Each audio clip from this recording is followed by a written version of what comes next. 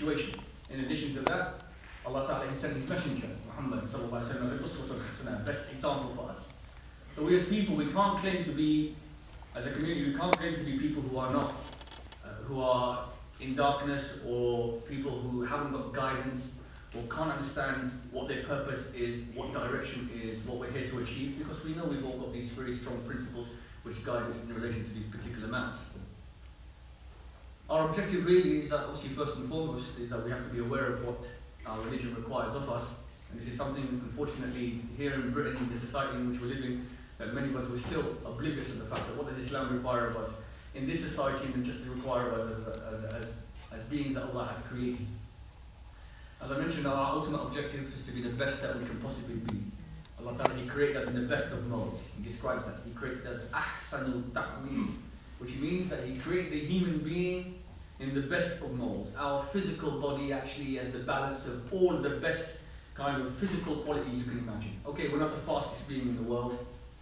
Okay, we haven't got the best eyes in the world. If you look at, I'm sure there are animals with more acute and better eyesight than ourselves.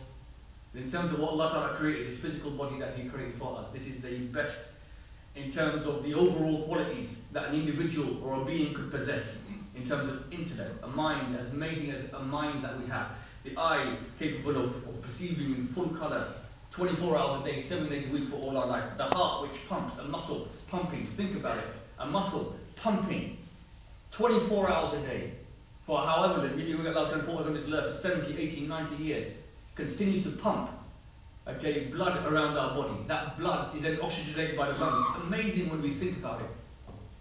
You know, Allah Ta'ala, you know, part of His qualities is that He's the one who is hidden and the one who is manifest. Okay, you know, and when we look at what this really means, is that Allah Ta'ala is the one who causes the heart to beat. He's the one who causes the valves in the heart to contract, and then He controls and causes them to obviously expand, and then that's why that, I'm not a medic, but by that process, obviously, the blood is pumped around the body, subhanAllah. And from our belief as Muslims is we know that Allah Ta'ala, when He decides to stop the beating of that heart, nothing can stop, nothing can withhold that. This is the Creator that we believe in.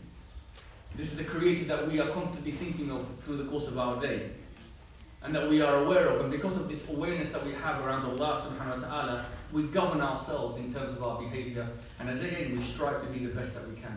Allah's given us this body, amazing capabilities, but as in the same way Allah Ta'ala also mentions in Surah At-Teen, okay, that mankind becomes asfal as-safilin. He can become the worst, lower than the lowest animal, more despicable than the worst creation in the face of this earth. We're capable of excellence, but also we're capable of being the worst thing that could possibly walk on the face of this earth. So therefore the key question is, how do we as individuals try to ensure that in our journey, in this life that we've been given, this journey back to Allah Subhanahu wa Ta'ala, back to our Creator, how do we try to ensure that we strive for ahsanu amala, the best action, the best disposition, the best character, and the best behavior that we can possibly have? How do we do this? Because this is what Allah created us for. And Allah didn't create us for us just to do